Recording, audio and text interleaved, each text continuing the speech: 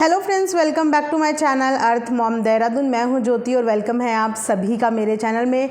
छोटों को ढेर सारा प्यार और बड़ों को राधे राधे। तो मैं हूं ज्योति, वेलकम करती हूं आप सभी का अपने चैनल में। चैनल में नए हैं तो प्लीज़ चैनल को सब्सक्राइब ज़रूर करना, वीडियो पसंद आई तो लाइक ज़रूर करना एंड कॉमेंट सेक्शन में अपने अपने कॉमेंट्स ज़रूर कीजिएगा। साथ ही साथ मैं आपसे रिक्वेस्ट करूँगी कि वीडियो को एंड तक ज़रूर देखें।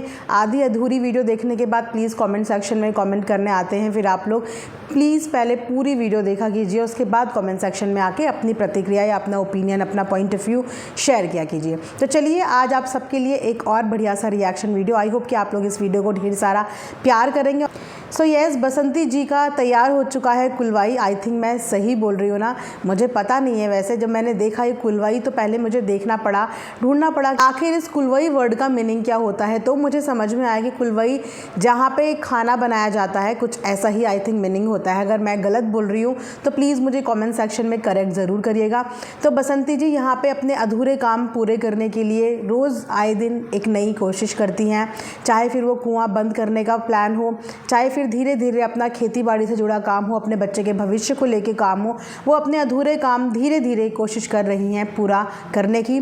शुरुआत उन्होंने करी थी कुआं बंद करने से। हालांकि आप जानते हैं कि कुआं बंद करने की पूरी पावर उनके हाथ में नहीं है, फिर भी अपने हिसाब से उन्होंने उस कुएं को बाढ़ से थोड़ा सा प्रोटेक्ट कर दिया है। उसके बाद उनकी प्रायोरिटी बनती थी अपने बच्चों का एक बेहतर भविष्य, जिसके लिए भी उन्होंने कदम उठाया। उन्होंने अपने बेटे को अपने पास से दूर दिल्ली भेजा, वरना आप ये सोचें कि उनके लिए अकेले यहाँ पे व्लॉग बनाना, व्लॉग पे काम करना कितना ज़्यादा डिफ़िकल्ट है। लेकिन उसके बाद भी उन्होंने अपने बच्चे की एजुकेशन को या अपने बच्चे के भविष्य को प्रायोरिटी दी और उसको यहाँ से गाँव वाले माहौल से दिल्ली भेजा, ताकि वहाँ पे वो कुछ अच्छी चीज़ें सीख सके, कुछ अच्छा काम करे और अपना भविष्य सुधारे। उसके बाद उन्होंने अपनी बेटी का भविष्य सुधारने के लिए उसको एक अच्छे स्कूल में डाला, ताकि वो अच्छे से पढ़े लिखे और अपना भविष्य अच्छा और उज्जवल बनाए। उसके बाद उन्होंने अपने ससुर जी की जिम्मेदारी पूरी अच्छे तरीके से बखूबी निभा रही हैं। निभाई नहीं बोलूँगी, निभा रही हैं, क्योंकि डेली कुछ ना कुछ ऐसे हेल्थ इश्यूज़ उनके साथ होते हैं जिसके लिए वही उनका ध्यान रखती है और वही उनकी केयर भी करती है। और अब बात आती है उनके खुद के पति के अधूरे सपने की, जो सपना इन दोनों ने एक साथ देखा था। भले ही मियाँ बीवी के बीच में झगड़े बहुत होते थे, आपने कई बार उनके पिछले व्लॉग में देखा होगा। हालांकि उन्होंने अपनी वो पुरानी जितनी भी यादें थी, बोलेंगे खट्टी मीठी यादें, वो सारी उन्होंने कुछ कुछ प्राइवेट कर दी हैं, क्योंकि अब शायद वो जब चीज़ें वो जब देखती होंगी तो उनका दिल दुखता होगा। क्योंकि जब इंसान सामने रहता है तो हमारे बीच में लड़ाई भी होते हैं, झगड़े भी होते हैं, प्यार भी होती है, लेकिन जब वो दुनिया से चला जाता है ना, तो तब सारी यादें हमें झंझोड़ के रख देती है और फिर हम उन्हीं चीज़ों में अपनी गलतियाँ ढूंढते रहते हैं और लाइफ में आगे नहीं बढ़ पाते। तो यस, उन्होंने कुछ कुछ ऐसी वीडियो को प्राइवेट किया है जो शायद उनको अब तकलीफ देती होंगी। दोनों की लड़ाई झगड़े होते हैं, लेकिन प्यार भी दिखता था।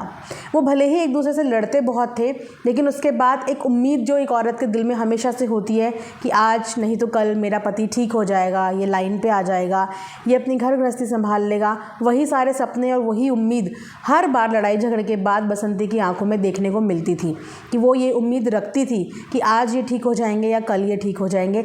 लेकिन लगता है वो सिर्फ उम्मीद ही रह गई, क्योंकि जाने वाला इस दुनिया से चला गया, लेकिन अपने पीछे बहुत सारे ऐसे अधूरे सपने और ऐसी यादें छोड़ गया, जिन सपनों को पूरा करने के लिए बसंती अब दिन रात मेहनत कर रही है।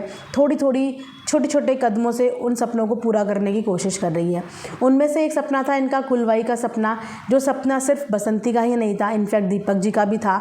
दोनों ने मिलकर वो सपना देखा था, इसीलिए उसके ऊपर काम चल रहा था।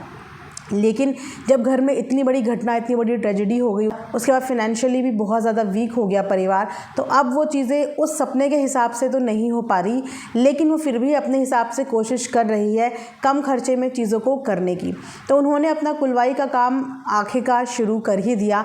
बहुत सुंदर मैंने देखा, उन्होंने डबल चूल्हे बनाए हैं, जो चूल्हे देखने में बहुत सुंदर लग रहा था। अपना कुलवाई वाले एरिया में उन्होंने पूरा पुताई करा है, वहाँ से उसे नीट एंड क्लीन किया है और अब वो अपना काम वहाँ पे शुरू कर देंगी, अपना खाना बनाने का काम वहाँ पे शुरू कर देंगी। तो ये सब चीज़ें देख के बहुत अच्छा लगा कि वो लाइफ में कुछ करने की कोशिश कर रही है, और ख़ास तौर पर अपने वो सपने जो उन्होंने अपने पति के साथ मिलकर देखे थे। हालांकि उन्होंने इससे रिगार्डिंग अपनी ऑडियंस से भी बहुत राय मांगी थी कि आप लोग मुझे प्लीज़ बताइए कि मुझे आगे क्या करना चाहिए, मैं ऐसा क्या काम करूँ जिस काम को करने से थोड़ा सा 2 पैसे मेरे घर पर आए, थोड़ी सी मेरी आमदनी हो। तो बहुत लोगों ने अपने अनुसार उन्हें बहुत सारी चीज़ें सजेस्ट करी।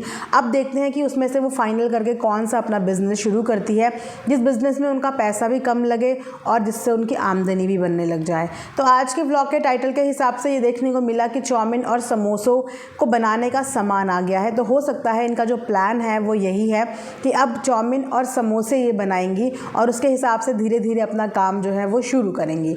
चलिए, बोलते हैं ना कि छोटे छोटे कदमों से ही आगे इंसान पूरा रास्ता नापता है, बूंद बूंद से ही घड़ा बढ़ता है।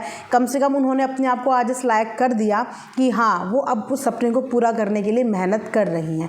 लेकिन अभी मैंने उनकी कम्युनिटी पोस्ट देखा, जिस कम्युनिटी पोस्ट को देख के अगेन थोड़ी सी घबराहट हो गई, जिसमें हमें ये पता चला कि दादाजी की तबीयत ख़राब हुई है और कल रात को दादाजी की तबीयत ख़राब हुई थी, जिस वजह से उन्हें हॉस्पिटल ले जाना पड़ा।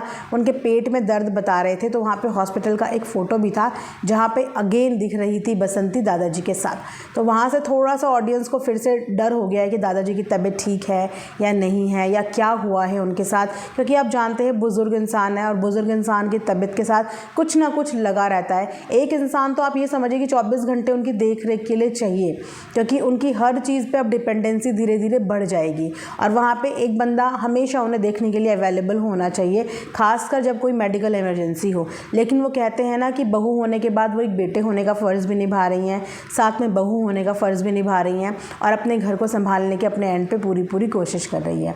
उसके अलावा आज के व्लॉग में हमने ये भी देखा कि वो दादाजी के लिए कुछ हाफ पैंट्स भी लेके आई हैं, शॉर्ट्स लेके आई हैं, जो दादाजी को बहुत पसंद आए। तो दादाजी के कपड़ों से लेकर उनके खाने से लेकर उनकी केयर, उनकी दवा, सब चीज़ का ध्यान इस समय पे बसंती रख रही है, जो देख के लोगों को बहुत ज़्यादा प्राउड हो रहा है कि यस, ये है हमारा संस्कृति, ये है हमारे देश का एक अनमोल तोहफ़ा, जहाँ पे एक बहू अपने सास ससुर की किस तरीके से सेवा करती है। तो ये सब चीज़ें देख के समाज में एक बहुत अच्छा मैसेज जाता है, बहुत अच्छी चीज़ें सीखने को मिलती है कि देखिए हमारे गाँव देहात में आज भी बड़े बुज़ुर्गों को कितनी इज्जत दी जाती है, क्योंकि कुछ 2-4 लेडीज़ ऐसी होती हैं जिनकी वजह से बहू के नाम को भी बहुत ख़राब कर दिया जाता है। लेकिन नहीं, बोलते हैं ना कि एक मछली पूरे तालाब को गंदा करती है, लेकिन इसका मतलब ये नहीं कि सारी ही मछलियाँ गंदी हो। तो 2-4 लोगों की वजह से बहू के ऊपर ये होता है कि बहू कभी बेटी नहीं बन सकती या सास ससुर की कभी सेवा नहीं कर सकती।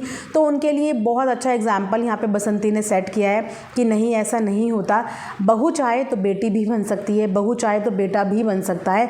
ये सिर्फ़ और सिर्फ हमारे संस्कारों पर डिपेंड करता है। तो अपने ससुर के प्रति उनकी जो सेवा भाव है, जो केयर है, वो देख के लगता है कि हाँ, समाज में कम से कम 4 लोग भी अगर उनसे सीखें कि देखो इस तरीके से अपने बुज़ुर्गों की सेवा पानी करनी चाहिए, तो एक बहुत अच्छा मैसेज जाएगा दुनिया के आगे। तो यस, मुझे उनके व्लॉग्स पर्सनली बहुत अच्छे लगते हैं। मैं डेली रिएक्शन वीडियोज़ नहीं बना पाती, लेकिन मेरे को जब भी मौका मिलता है मैं एक ही दिन में पिछले जितने मेरे व्लॉग बचे होते हैं मैं सारे देख लेती हूँ और मुझे बहुत पॉजिटिव वाइब्स आती है। मुझे नहीं पता कि क्यों लोग इन्हें इतना नेगेटिव बोलते हैं, क्योंकि मैं जब भी रिएक्शन वीडियो इनके ऊपर बनाती हूँ 2-4 ऐसे कमेंट्स आते हैं जहाँ पे लोग इनको नेगेटिव भी बोलते हैं। हो सकता है उनके साथ पास्ट एक्सपीरियंस जो उन्होंने देखा होगा इनकी वीडियो में, जो चीज़ें रही होंगी पिछला, उन्हें देख के वो आज भी उनको जज करते हैं। लेकिन मैंने हमेशा से बोला, देखिए वक्त सेम नहीं रहता और इंसान भी एक जैसा नहीं रहता, हर कोई अपनी गलतियों से सीखता है और लाइफ में उन्हीं के साथ जो चीज़ें हो गई हैं ना, मुझे लगता है कि पिछली चीज़ों से अब उनको जज नहीं करना चाहिए या रिलेट नहीं करना चाहिए। फ़िलहाल वो अपने काम में ध्यान दे रही हैं। फ़िलहाल उन्होंने अभी तक 2 महीने 2.5 महीने से ऐसा कोई कंटेंट नहीं दिखाया, ऐसी कोई हरकत नहीं करी कि आप उनको एक भी शब्द नेगेटिव का बोल पाए। वो अपने हिसाब से अपनी घर गृहस्थी चुपचाप चला रही है, बिना किसी को कुछ भी बोले हुए। तो ऐसी चीज़ों को अप्रिशिएट करना चाहिए। अगर आप किसी की गलती में किसी को क्रिटिसाइज़ करते हो, उसकी बुराई करते हो या उसको आप डांटते हो या बोलते हो, तो जब वो कुछ अच्छा काम करता है तो आप लोगों को उसकी सराहना भी करनी चाहिए, क्योंकि इसी से इंसान अच्छा काम करने के लिए और ज़्यादा प्रोत्साहित होता है। तो कभी भी किसी को ना डीमोटिवेट मत करो, अच्छी चीज़ों के लिए खासकर। जब वो अच्छा कर रहा है तो उसको खूब अच्छे से मोटिवेट करो, ताकि वो आगे आने वाले दिनों में भी इसी तरीके से अपनी अच्छाई करता रहे। वहीं पर अगर बात करें ललाइन जी की, तो ललाइन जी इस समय पे मुंबई में है। आई थिंक उनका फिर से कोई शूट है, कोई प्रोजेक्ट है उनके पास, जिसके लिए वो आज स्किन पैम्परिंग के लिए गई हुई थी। आप देख रहे होंगे कि आज वो पूरा अपना आपको पैम्पर कर रही थी, मैनिक्योर, पेडिक्योर, फेशियल, ब्लीचिंग, सब कुछ वो कर रही थी, क्योंकि उनका कुछ शूट आने वाला है। तो वो देखते हैं आगे क्या इनका नया प्रोग्राम या क्या नया प्रोजेक्ट आने वाला है, क्योंकि एक्साइटेड बहुत हूँ और वो ये हिंट भी दे रही थी कि बहुत बड़ा कोई शो आने वाला है। तो चलिए, जैसे ही कोई अपडेट मिलेगी किसी शो की, आप सबके साथ शेयर ज़रूर करूँगी। साथ ही साथ चैनल को सब्सक्राइब ज़रूर करना, कमेंट सेक्शन में कमेंट ज़रूर करना। एंड येस, कुछ अच्छी चीज़ें जहाँ से सीखने को मिले वहाँ से सीख लेनी चाहिए। बोलते हैं ना, हर जगह ज्ञान मिलता है, तो जहाँ से जो जो ज्ञान मिले उस ज्ञान को बटोर लो। तो ज्ञान हर जगह बट रहा होता है, कहीं इतना होता है, कहीं इतना होता है। तो जहाँ से जो ज्ञान मिले, एक चुटकी भर ज्ञान भी अगर आपको मिले तो उस ज्ञान को बटोर लो। बुराई से दूर रहो, बुरे काम से दूर रहो हमेशा, लेकिन अच्छाई को हमेशा अपनाओ। तो ये था आज का एक रिएक्शन वीडियो। आई होप आप लोगों को पसंद आया होगा। Thanks for watching earth mom Dehradun और राधे राधे।